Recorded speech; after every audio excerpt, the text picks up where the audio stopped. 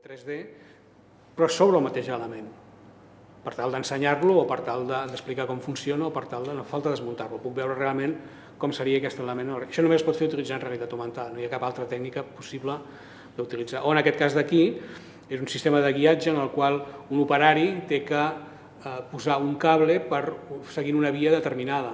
Llavors, ell, a través d'unes ulleres o d'un tablet, podria veure per on van exactament i si la guia que s'ha utilitzat és realment la correcta. Per exemple, en el cas nostre també estem treballant amb Alstom. Alstom, ells volen un sistema que els permeti veure tots els subsistemes elèctrics, mecànics, pneumàtics, etc., que hi ha sota un vagó de tren. Llavors el que fas és crear aquests elements en 3D, que de fet els tenen ells creats ja per el sistema de CAD, i s'incorporen senzillament a través d'un sistema en el lloc exacte on aniran després, per tal que sigui molt més fàcil fer les proves i abans de tirar endavant un projecte sapiguem, per exemple, els punts d'anclatge, etc. És a dir, tot això que us comento és el fet de poder superposar imatges virtuals amb el món real permet fer totes aquestes coses. Per serveis tècnics ja ho hem vist, i una aplicació que a mi sempre ho trobo molt interessant és la d'Audi. Audi, amb el model A1, va crear un sistema de manuals virtuals. El que feia era, en lloc de, evidentment, et donen tot el manual del cotxe, però a la vegada, perquè sigui molt més senzill i molt més fàcil, el que s'ha fet és un sistema de reconeixement 3D de tota la part del tablier, de tal manera que quan un posa el mòbil o una tablet davant d'un element del tablier, l'interruptor o el volant o el que sigui, el sistema reconeix aquest element i dona la informació d'aquest element directament. L'única cosa que has de fer és, pots oblidar-te perfectament dels manuals d'instruccions, poses el mòbil al davant, ell reconeix aquell element i tens el manual d'instruccions aquí al davant, en vídeo si fa falta, per exemple. I això està en l'A1. Mercedes estan utilitzant també un sistema de manteniment per realitat augmentada pels seus operaris. BMW també estan utilitzant sistemes de realitat augmentada per training i no sé quin és, però en principi la indústria automobilística estan utilitzant això. Això senzillament ho he posat aquí per després els que vulgueu la presentació estan els avantatges i beneficis de tot això, crec que seria massa llarg explicar-ho ara.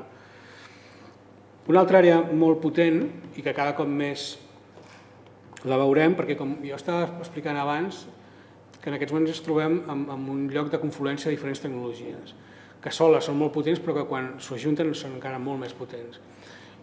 Un dels elements, jo crec que més importants que apareixeran al futur és el tema de la informació geolocalitzada. És a dir, dintre de qualsevol planta industrial podem saber avui dia ja, utilitzant tècniques de geolocalització, ja sigui a través de wifi o a través de beacons, on estem exactament. És a dir, a dia d'avui ja podem saber la posició exacta de qualsevol persona amb una precisió, si s'utilitza wifi de menys de 2 metres, si s'utilitzen beacons centimètrica, perquè ens entenguem. Quan jo sé la posició d'una persona puc fer moltes coses. Puc disparar, per exemple, tota la informació que tinc al meu voltant de tots els sensors, de totes les màquines que puguin haver dintre del meu entorn, que és una mica el que veieu aquí, és a dir, aquest operari estaria d'alguna manera en una posició, està enfocant el tablet en un lloc i li apareixen, com veieu aquí, uns pops que en diem nosaltres, que són informació que li està dient que aquella màquina o aquell sensor té algun problema o necessita reparació o necessita manteniment o senzillament quins són els valors d'aquella màquina en aquell moment. Senzillament posant el tablet al davant. A més, aquesta informació es pot fer un drill down, és a dir, en el moment en què jo apreto en aquest punt, m'apareix més informació que tinc de sota. Lògicament, tot aquest sistema no és un sistema senzill, es necessita integrar totes les dades dels sensors a través d'un sistema informàtic, es necessita transmetre'ls a través d'un sistema inalàmbric i es necessita un sistema que permeti visualitzar-ho. Però diguem-ne que és possible fer-ho i de fet s'està utilitzant, per exemple, en plantes petroquímiques i en plantes químiques d'alguna manera donar informació immediata sobre tots els processos que hi ha o que estan passant en aquell moment dintre de l'empresa. Aquest seria una mica l'esquema. Al final és tenir tota una sèrie de bases de dades que d'alguna manera s'ajunten totes amb un sistema que permeti enviar aquestes dades, que en aquest cas seria wifi i beacons que és una tecnologia molt recent, i després la podem visualitzar amb tablets, amb ordinadors o a dia d'avui inclús amb ulleres també. Un altre dels elements importants és tot el tema de planificació i desenvolupament d'instal·lacions, és a dir, aquest model que us poso aquí permet ajuntar una part real d'un producte amb una part virtual.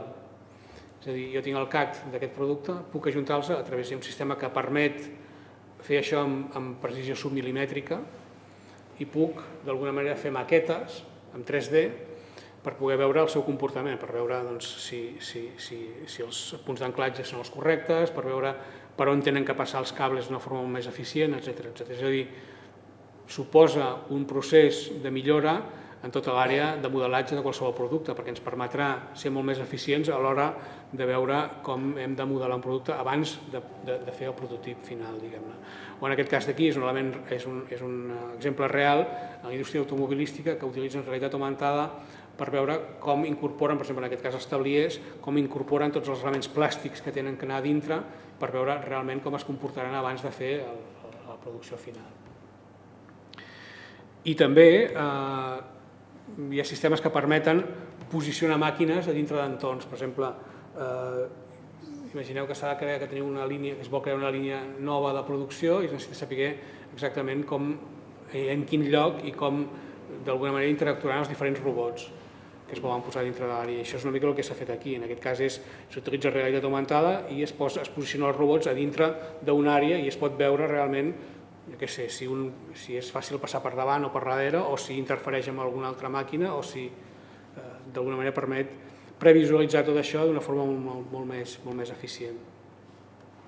I finalment la presentació de projectes, és a dir, el que hem vist abans que estem utilitzant un element gràfic per disparar un element 3D ens permet veure qualsevol element que tinguem, qualsevol catàleg de producte industrial que hi hagi, podem veure realment els seus models 3D a través de l'iPhone, a través de l'iPad o a través d'unes ulleres. Directament ens permetria veure el model en 3D. De fet, una empresa important d'aquí també en el seu moment ens va demanar una aplicació perquè ells volien d'alguna manera que el seu catàleg es pogués veure a qualsevol lloc del món i que a la vegada es pogués veure els productes que es tenien en 3D. Evidentment, ells el 3D el tenien ja desenvolupat, les seves eines de CAD, i l'única cosa que s'ha de fer és lligar la part de l'element gràfic amb la part de l'element en 3D.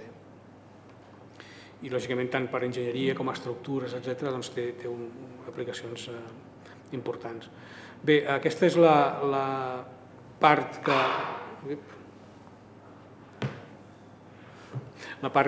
em tocava a mi explicar tota la part de tecnologia. El Joan explicarà ara una mica les implicacions que creiem que té dintre de la indústria, més a nivell econòmic o a nivell de retorn sobre la inversió d'això, i després veurem una sèrie d'elements pràctics amb les ulleres d'Epson i amb les ulleres de Google Glass també. Bon dia. De fet, és fer unes petites reflexions sobre els principals avantatges que té per l'empresa introduir solucions de realitat augmentada. L'únic que pretenem és tenir una petita reflexió abans de fer la possible inversió. Hi ha un primer concepte o primer avantatge que considerem que són els intangibles, perquè són aspectes que no són quantificables. Ara bé, tal com ha explicat el Pere, cada cop més aquesta tecnologia té moltes implicacions i sobretot una imatge de tecnologia puntera. Per tant, aquesta tecnologia puntera es transmet a la imatge de l'empresa que fa aquesta inversió. És evident que actualment una empresa que incorpori aquest tipus de solucions pels seus clients potencials, pels seus arribats, dona imatge de tecnologia avançada tecnològicament. I en algunes empreses pot ser un tema a tenir en compte a l'hora d'incorporar aquesta tecnologia. Un altre aspecte que considerem intangible és que aquesta tecnologia permet fer coses que no permeten altres tecnologies, senzillament coses diferents. I llavors, potser de les avantatges que té és saber veure cada un de vosaltres, amb les vostres empreses, quines solucions, quins processos millora. El que nosaltres hem explicat són uns exemples, però n'hi ha molts més. És evident que nosaltres són uns exemples, però cada un es pot trobar possibles millores en processos que hi ha vigents amb aquesta tecnologia. Aquest és un altre aspecte que crec que s'ha de tenir en compte abans de prendre qualsevol decisió. Passem als efectes que té, són més quantificables o contrarresultats. Aquí hi hauria, per una banda, una potenciació de les vendes. Quan fem presentacions en 3D o catàlegs de realitat augmentada, suposa que el client tingui una sensació d'immediatesa a l'hora de prendre la decisió. al ser una tecnologia més espectacular que altres, per exemple, si tu estàs dient-li a un client com li quedarà a casa seva, que això es pot fer a través d'una tecnologia de catàlegs, tu pots arribar a fer que el client a casa seva, pel vostre comercial, pugui veure com quedarà el producte final en diverses combinacions i veure-la físicament com quedarà a casa seva. Per exemple, això es pot fer amb un split d'aire condicionat, per exemple, o amb radiadors, amb altres coses. Tu pots veure, el comercial vostre va amb un catàleg de realitat augmentada, el client o el potencial client va veient diverses combinacions de colors, de tamanys, etc. i mitjançant un marcador posat a la paret pot veure exactament com li quedarà. Si li cap, no li cap, si li agrada o no li agrada. Això què suposa? Poder prendre una decisió immediata de la compra, cosa que amb altres tecnologies pot suposar, ja l'avisaré, etc. i es pot diluir aquest efecte immediat que té. Doncs això és el que diem, són les dues principals solucions, són les presentacions 3D que dèiem abans, que és molt més espectacular a l'hora de presentar un projecte, i aquests catàlegs de realitat augmentada. Per altra banda, ja tenim efectes d'estalvi de costos. Amb estalvis de costos, un primer grup seria amb costos de personal. Quan parlem, per exemple, això que també veieu abans, del training virtual, suposa que invertim menys temps en l'aprenentatge. Això suposa un estalvi de costos. Les persones que han d'aprendre abans de posar-los a instal·lar, a produir, són hores que ens estalviem si facilitem aquest aprenentatge. Un incís només, és perquè, de fet, he vist una aplicació molt pocs dies, que es va presentar en un congrés de realitat augmentada que es fa aquest any i que crec que és un bon exemple d'això. Amb la indústria, jo no conec massa, si algú és de la indústria naval o de la indústria aeronàutica, doncs que em perdoni, però bàsicament es tracta que normalment amb la indústria naval, sobretot, s'han de fer una quantitat enorme de rematges a l'hora de posar les planxes d'alumini en el vaixell, suposa. Clar, si estem parlant d'un vaixell gran, poden ser milions de rematges que s'han de posar. La instal·lació del rematge fins a dia d'avui es feia de manera manual, és a dir, l'operari va dins i va posant el rematge en el lloc on toca. Això, evidentment, són uns segons que tardarà en buscar la posició exacta d'aquell rematge. Hi ha una empresa americana que ha creat un sistema de realitat augmentada que permet veure, o sigui, de la manera que ho hem vist abans, a través d'unes ulleres, on té que anar exactament el rematge, de tal manera que l'operari no té que pensar, senzillament té que anar i posar el rematge a la posició que hi ha. Suposem que hi ha 10 milions de rematges en tot un barco, si s'estalvien 2 segons o 3 segons en fer cada una de les operacions, són 3 milions o 4 milions de segons de cost hora, de cost de personal que ens estalviem, utilitzant senzillament una aplicació de realitat augmentada. Senzillament un exemple del que estàvem dient a l'hora del que és estalvi de costos de personal, per exemple. Llavors, això que dèiem, aquest tema de la formació, aquest estalvi, suposa o bé aprenentatge, o bé amb servei tècnic, o bé amb instal·lació. Per exemple, si heu de fer una instal·lació a casa d'un client a un altre país, per exemple, el fet que els vostres empleats puguin anar, evidentment, més ràpid, lògicament és un estalvi de temps. Perfectament quantificable, i a l'hora de calcular la inversió es pot veure quin estalvi tenim en aquest aspecte, econòmicament. Un altre tema és el tema de geoposicionament, que dèiem abans. Si això posem també el tema d'optimització de rutes, tant comercials com tècniques, nosaltres podem situar, si sabem on tenim el comercial i on tenim el tècnic, perquè sabem on està físicament, també li podem enviar molta més informació de possibles clients a prop, possibles reparacions a prop. Això fa que optimitzem d'una forma molt més ràpida el temps d'aquella persona. Respecte a altres costos, diríem també en relació, per exemple, a la formació virtual que dèiem, hi ha un tema, a part de l'estalvi de temps, hi ha un tema d'estalvi de risc d'equivocacions. Això, sobretot, el tema de la formació virtual, quan ho pensem en processos complexes que tinguin un alt risc econòmic d'equivocació. Llavors, si comparem la inversió respecte a l'estalvi que tenim amb instal·lacions a possibles clients, i no parlem de tota la instal·lació, hi ha processos concrets que hi ha una part que suposa un alt risc. Si facilitem això amb aquest tipus de solució, estem tenint una disminució d'un risc potencial que es pot quantificar perfectament. Després tenim, per exemple, la millora de temps de resposta, que és el mateix cas. Quan podem veure quins errors hi ha, són molt més ràpids a l'hora de rectificar-los. En un procés de disseny, com abans sabem que ens hem equivocat o amb què, abans podem rectificar. I també estem estalviant, lògicament, un cost.